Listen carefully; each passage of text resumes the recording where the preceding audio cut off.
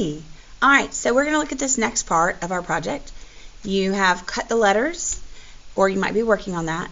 The other thing we're going to look at is the next real big key, which is that usually with onomatopoeia we get some sort of shape to emphasize the action and to help interpret that. On your artwork it might look like this. So essentially they're big bubbles or bangs that you're going to make. Now you may have one in mind, or maybe you need some references. So we've got 2 different sheets in there to give you some ideas, or you can make your own up. As I was thinking, remember my word is whoosh, I thought whoosh feels like it's moving across fast, and I thought this kind of reminded me, this idea of a kind of donut bubble, reminds me of the idea of something that might be moving fast. So I'm going to take some scrap paper. You've got choices of solids, you've got a choice of paper that's got newsprint, or paper that has different dots and stripes. And you are going to create a bubble or a bang that works with your words. So if I decided that worked really well, I think I just want one. So I'm going to draw it out in pencil first. Of course, I'm drawing it in pencil lightly so that if I make a mistake, I can easily go in and change it without wasting the paper. All right, so it looks like it's around, oh, and then it reverses. Okay. Now, obviously, something like a whoosh or a bang or a bubble, it would not have a perfect number of things every time. So like, you do not have to sit here and go 1, 2, 3, 4 and try to match it exactly. You're just using that as an idea to help you out. Once you've got that, I might also think, you know what? I like the idea of these going through, but maybe these are going to be yellow for me. So I could come and get my little lines there. Now obviously one of the things that we saw was that we have big bold black lines when we are using styles from comic books and from Roy Lichtenstein. So I would go ahead and give myself these, but in Sharpie, and cut them out, which I've done right here.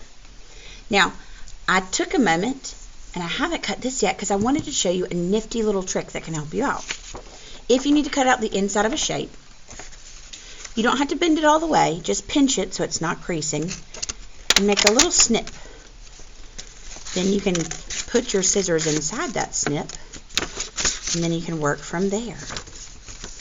So I'm going to go ahead and cut out the inside, because I do want it to look like my word is dashing through it. It is also helpful too to make your black lines a little bit thicker and bolder, not just for the emphasis, but because it helps you when you're cutting. It makes it a little bit easier to do that. Okay, here we are. Okay, so I've got this. I've got this part right here. I'm going to use my words, and you can play with it and decide how to go. Yeah, I think that looks better. And I have my printed paper that I had from last week. So I'm going to kind of look at what it looks like together right now. All right, so at the moment, this is what I have. Now I might determine, you know what? That does not feel complete to me. Like I need to do something else. Or I may decide that this works. As I look at it, I think it still feels a little disjointed. So maybe I'm going to create another bubble back here. Or I might create some additional shadows for those words. Let's look at how we do each one of those things so that it's on your mind. If I wanted to create a shadow for my word, I would use the same process I did when we worked on our lovely vase, where I could just trace around this word, cut it out, and then I'd move it to the side. I could also come and create a totally new bubble. Maybe I want a little bit of solid red. You might even want something in the middle of one of your letters. Maybe the O could have its own puff or its own things going through it.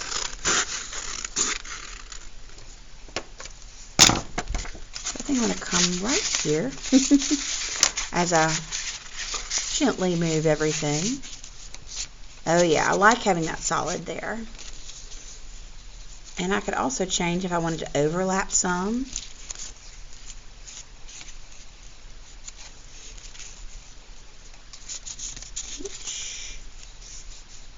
And then, you know what? I like the idea of having a little bit of yellow that comes through there. So I'm going to take some of my yellow scrap that I have so that I'm keeping in constant with that. And I'm going to make a little bit that's flying through the O at the top.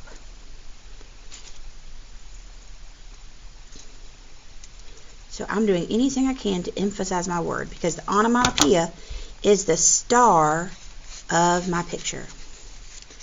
Alright, once I'm satisfied with what I've got and I see that I've done everything I can to emphasize that word and to use that comic book style, then I'll glue it down. Remember, you always want to put the glue on the smaller piece of paper. So instead of putting the glue back here and trying to hope I got the right amount, I'm going to put it on the back of the S because the S is smaller. Alright guys, I'm so excited for you. I can't wait to see what yours look like.